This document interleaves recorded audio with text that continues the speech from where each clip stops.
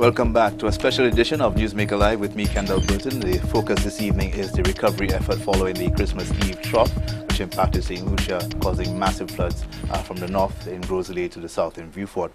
My guest this evening, Mr. Darrell Montop, the Cabinet Secretary.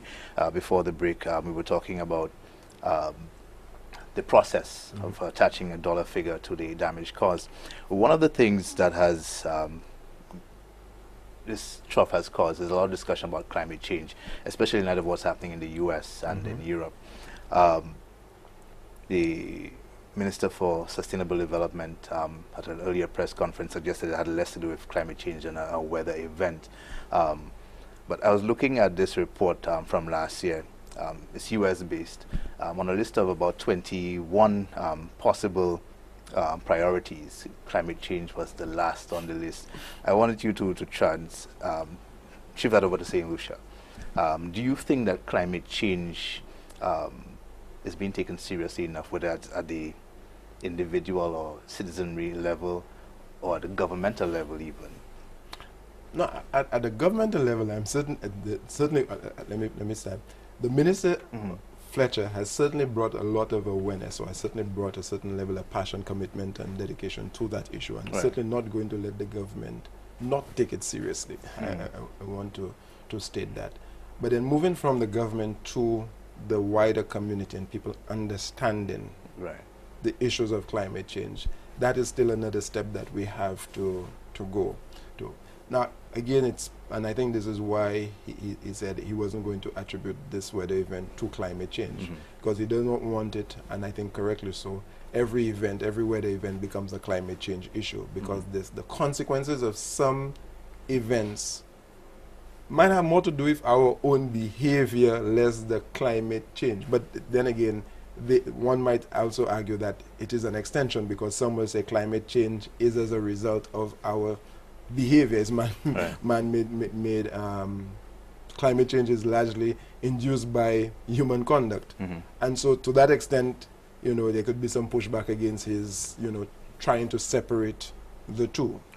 So that's one level. But I think in terms of the impact, whether we want to call it climate change or just because of the weather, we have to look at our own behavior. We throw things out into the garbage, into the river, if not the river, we throw it out our windows or into some area because we don't want to go down there with garbage, And I saw precisely that happening just days after that disaster. There you go. Yeah. But what will end up happening is at some point, in computer and technology, there's garbage in, garbage out.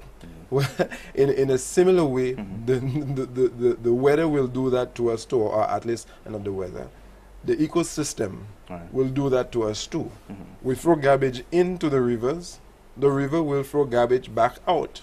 So in some instances, as we've seen, whilst some persons have been throwing garbage or whatever it is that they've chosen to throw out in the streams or wherever it is that they throw it, and it gets collected into the drains and goes along, at some point it will throw it back out, and this is what will lead to the clogs up and stuff, and finding the floodings on the roads, or flooding on being compounded. It gets compounded. So to that extent, our behavior is contributing too. But again, because it is climate change at a global level, not just domestic, not a solution phenomena, those global changes will have greater significance for us, because if we're going to say rising sea levels, a large portions of this island, or the residents of this island, live on coastlines. And so if they're going to be those rising sea levels, and then we're going to have those weather events that are becoming more and more frequent, the whole settlement, our whole behavior, everything will have to change. So the way we build, where we live, I mean, we think ancillary, we have coastal villages, canneries, coastal grocery, coastal lab. I mean, you think all around in St. Lucia, and people live in those areas that are vulnerable. In fact, I said earlier this year, just a few months ago, I came from a conference in Jamaica, for a CIDIMA conference, and one of the presenters suggested that the Caribbean is cursed by its own beauty. I mean, what makes us beautiful is our hills and valleys and our shorelines and stuff like that. But these are the very things that make us vulnerable to those same weather events that I say weather, climate change events. So the question is, how are we preparing? What are we doing to avoid or to mitigate against the impact of those changes? And so there are several things at several different levels that need to be re-examined, including, and I keep going back to it, in terms of how we build.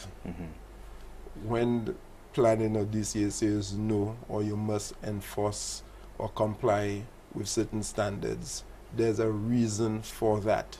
People may not understand it. They might think, boy, you're just making me spend a little more money. Why not take that shortcut there, But it ends up costing you in that long run, because for most persons, the house is the most significant investment that they will make. And yet they try to take shortcuts on that, and then events might occur that exposes and or jeopardizes that investment. And so they have to truly consider that. They really need likewise to consider insurance. I mean, I know some might say, boy, insurance is expensive. And just last night I was having we were involved in a discussion with the president of the Insurance Council, and he was pointing out what is the cost of insurance, that insurance is not as expensive as some people think it is, But then again, that's the whole purpose. Not having it is what's expensive. Exactly. Not having it becomes more expensive. We're not talking about insurance, but reinsurance as well. Yes. But there are also new issues for us. I say us as in the region, for us to take a look at, because the events are now more frequent when persons are insured and what the rates were, and the whole modeling in terms of what the price structure was based. If these events are now more frequent and the cost that much more so, the rates of insurance will need to be reviewed. And also that insurance companies may be coming out with new products that we need to ensure that we understand, so we know what sorts of coverage that we are getting. And so there's need for a complete look at our preparedness, and I say preparedness at the macro level, in terms of all the different sectors, how we prepare, how we respond, how we plan, how we respond to disasters. Because it is certainly not just at an event, after an event, this is when we spring to action. All of these things have to happen during the calmer days, during the dry days. You prepare for. Well, these days there aren't really any exactly calmer days. True. There's no dry or calm days. We're in stormy weather all the time. If not in terms of the literal weather, but certainly in terms of fiscal and these sorts of challenges that we're going to constantly face. So. Now you're talking about the need for change. After Hurricane Thomas, there was a lot of talk about the need for change. We need building codes. We need to move people. A lot of what you've said. What has been done? Concrete steps that have been taken since Hurricane Thomas to ensure that people build better, build stronger? Well, again, it's in terms of the building codes and what sorts of plans get approved. Now, I mean, it is an issue of compliance, really, and regulation and enforcement, because at two levels. Because whilst the Department of Planning, DCA, will insist on what the codes are, what sorts, at least, to get, before you build, and even before you could secure your loan and all of those sets of some things, you must get your plans approved by DCA. And so these are the things that are put in place to ensure that even the notions of water tanks, as an example, or cisterns, I mean, these things are in people's plans. So, exactly. But once these plans have been approved, we have another issue to deal with in terms of whether there is sufficient follow-up and enforcement to ensure that people are actually sticking to the plans that were approved. Because sometimes people get the plans approved, the banks even making disbursements on the basis of the approved plans, but what gets constructed does not necessarily conform to what was approved. And so it creates its own sorts of issues for all in the system. And so there needs to be a certain level of integrity, and I say integrity in the more general sense. That this is what we commit to, this is what we've contracted for, this is what we got approval for, and hence this is what we're going to do, as you would, what we're going to do, and that is certainly not always done, and it's an issue that we all should be concerned about. The bank certainly should be concerned about it, as well as the insurance companies, naturally government as in Ministry of Planning. Because the only time planning seems to come, or at least some persons say, is if a neighbor calls the ministry for you. That's the time the Ministry of Planning shows up. I mean, I don't know if that's entirely fair. I shouldn't say that on air, but I mean, it still speaks to the whether or not. I mean, now that is a resource issue at the Ministry of Planning, whether we have it, whether there are enough officers to go out and do all the monitoring of all those buildings and ensuring that level of compliance. But people make investments, and so they should safeguard those investments by ensuring that they comply with, because there's a reason for it, and that's the point that I made.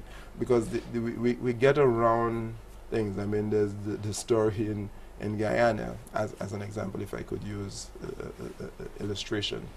In Guyana is prone to flooding, so people are expected to build at particular heights, and so they get approval to do so.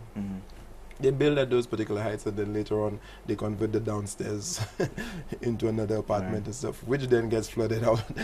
So again, it defeats the whole purpose for which they asked to build on columns and stuff like that. So it's the same issue I think we have to take note of here in St. Lucia, that I am certain that the Ministry of Planning does not give any new permission to build in certain areas if certain precautions aren't taken.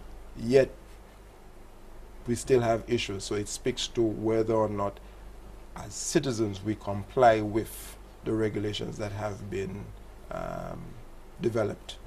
I want to encourage the viewers or remind them that the lines are open. You can call in. My guest this evening, the Cabinet Secretary, Mr. Darren Montrop.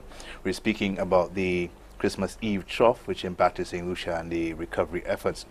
We're talking about building codes and areas where people choose to build. And one of the things that has come up is the suggestion that the government, again, needs to uproot certain people, certain communities, entire communities, and relocate them.